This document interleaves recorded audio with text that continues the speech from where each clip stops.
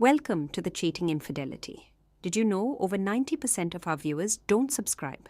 If you enjoyed this video, please subscribe and hit that like button. We're targeting 500 likes on this one. Let's dive into today's tale. I never thought I would be the kind of woman to have an affair. If you had asked me years ago, I would have laughed at the idea. I was married to a good man. At least, that's what everyone said. We had a home, stability, and a routine that, from the outside, looked perfect. But perfection is a strange thing. It can be a mask, hiding the truth underneath. My husband, Oliver, was predictable. He worked long hours, provided for our family, and never raised his voice. To most people, he was the kind of man any woman would be lucky to have. And for years, I believed that too. I played my role as a devoted wife, cooking dinners, keeping the house in order, and smiling at his jokes even when I didn't feel like laughing. Somewhere along the way, I stopped feeling seen. It wasn't an obvious moment, just a slow, creeping realization that I had become invisible in my own marriage.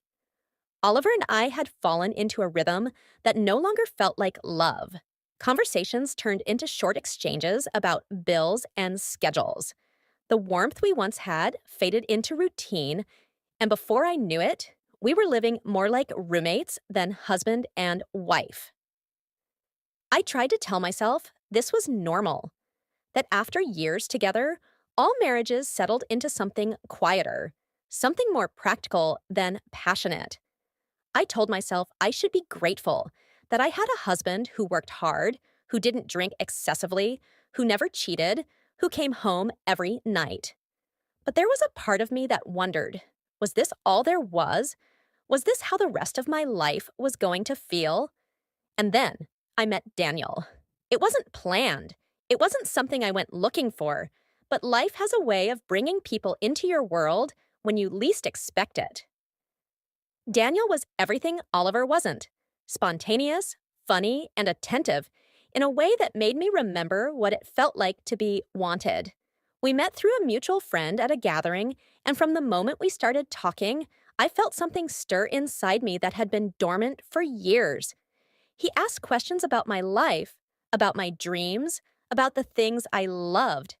And when I spoke, he actually listened, not out of obligation, but because he wanted to know. It had been so long since anyone had made me feel that way. I told myself it was just friendly conversation, but deep down, I knew it was more. The first time we met alone, it was innocent. Coffee at a small cafe on the other side of town where no one would recognize us. I told myself it was just coffee, that I wasn't doing anything wrong. But as I sat across from him, laughing in a way I hadn't laughed in years, I felt guilty. Not because I had done anything yet, but because I wanted to, because I liked how he made me feel, and so it continued. Coffee turned into long walks, and long walks turned into hours of conversation that I never wanted to end. I didn't intend to lie to Oliver, but I also didn't know how to tell him the truth, that I had found something in Daniel that I had been missing for years. One evening, as I sat at the dinner table across from Oliver, watching him scroll through his phone between bites of food, I realized how far apart we had grown. I wanted to tell him. I wanted to ask him if he even noticed, if he had any idea how lonely I felt, even when he was sitting right next to me. But I didn't. Instead, I just sat there, listening to the silence between us, thinking about how different it felt when I was with Daniel. The guilt weighed on me. Every time I saw Daniel, I told myself it would be the last time, that I would stop before it went too far. But the truth was, I didn't want to stop. With Daniel, I felt alive again. I felt like more than just a wife, more than just someone's responsibility. And I wasn't ready to let that go. It wasn't about love, at least not yet. It was about feeling something real again, about feeling seen. And once you've felt that, it's hard to go back to being invisible. It started with small things, text messages that I hesitated to delete but knew I should, late night conversations that lasted longer than they should have, excuses to see him, little moments where I told myself I was just being friendly.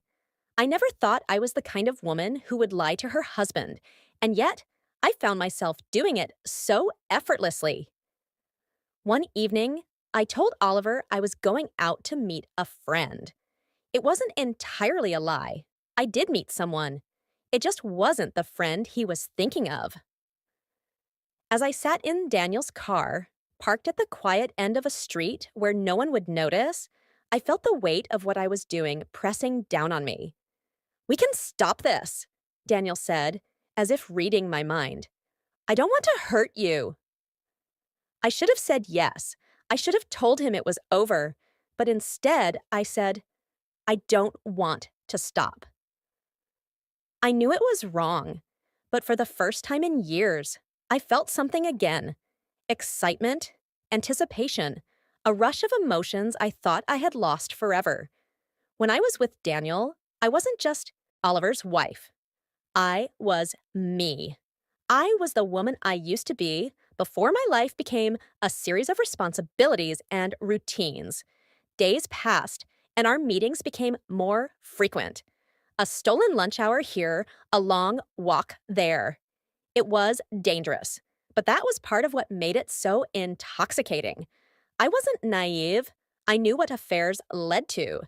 I had seen it happen to others, and yet, when it was happening to me, I found ways to justify it.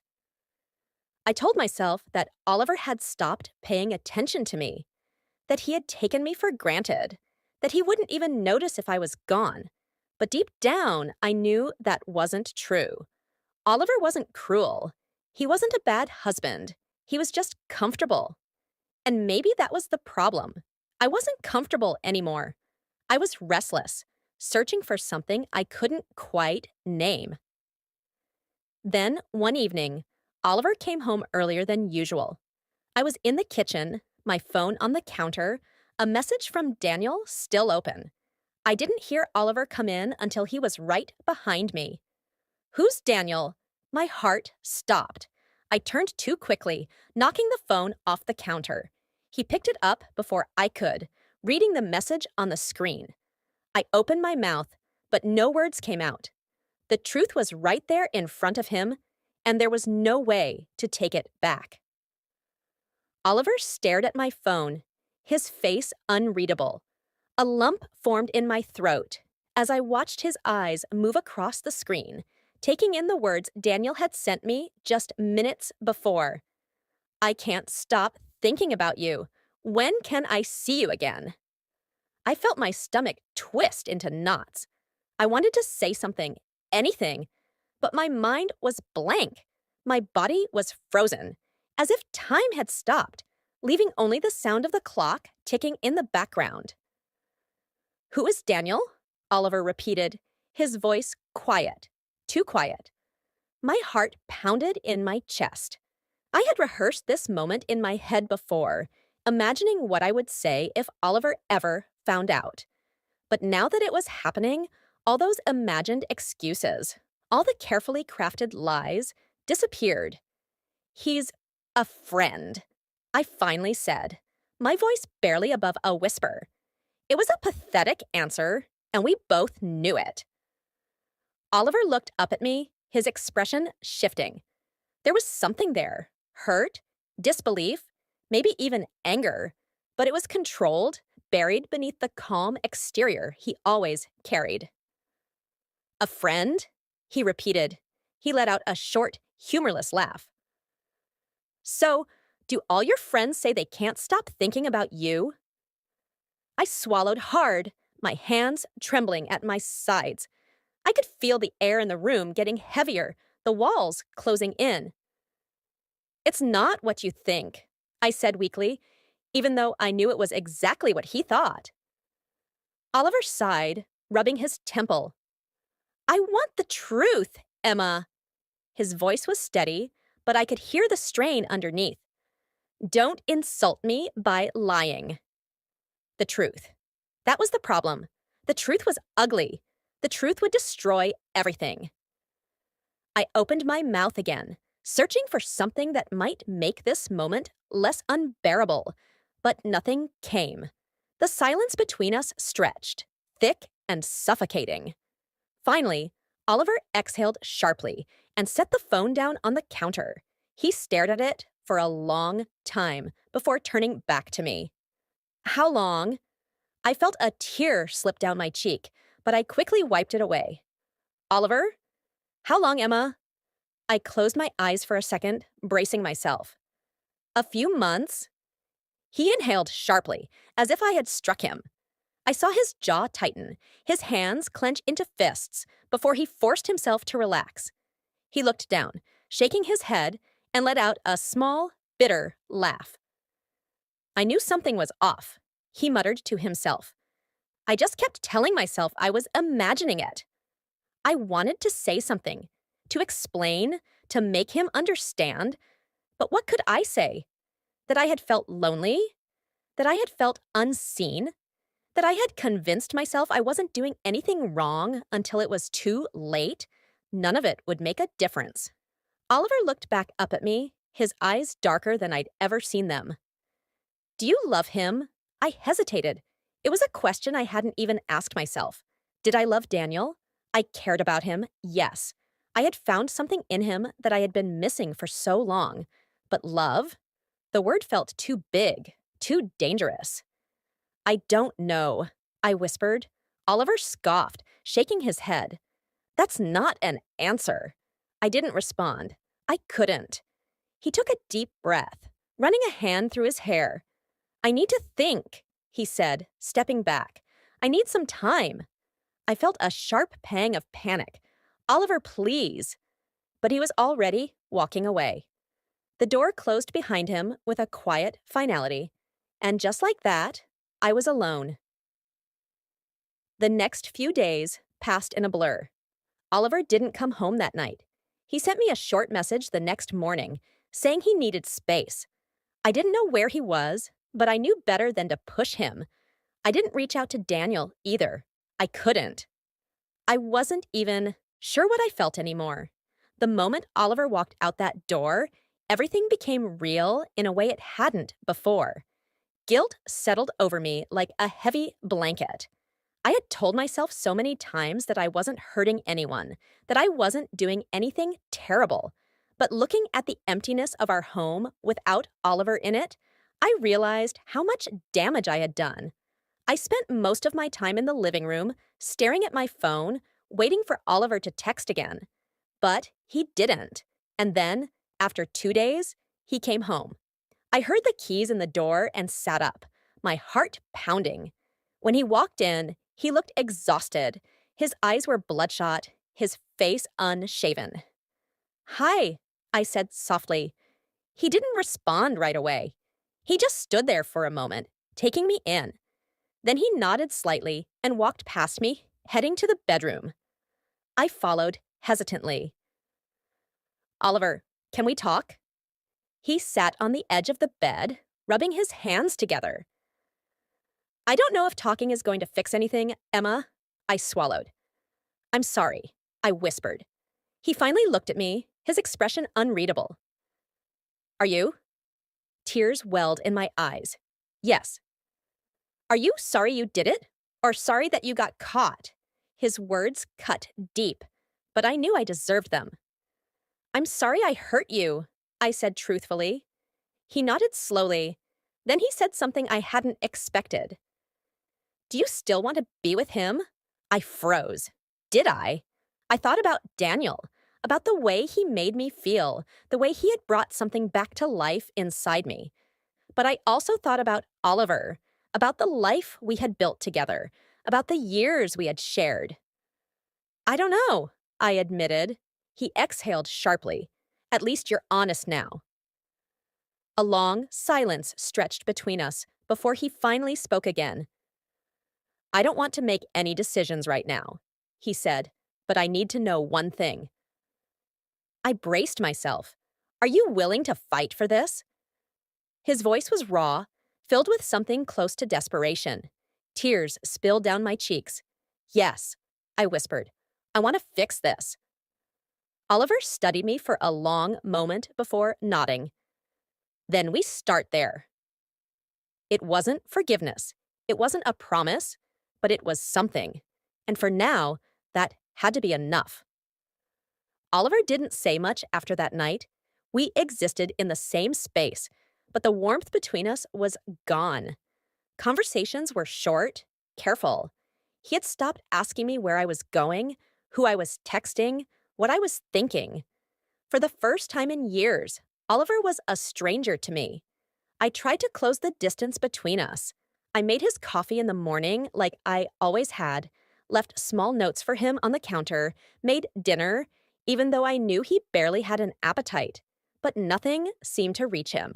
One evening, as he sat on the couch scrolling through his phone, I hesitated before speaking. Would you? I stopped, forcing myself to take a breath. Would you go to therapy with me? He didn't look up.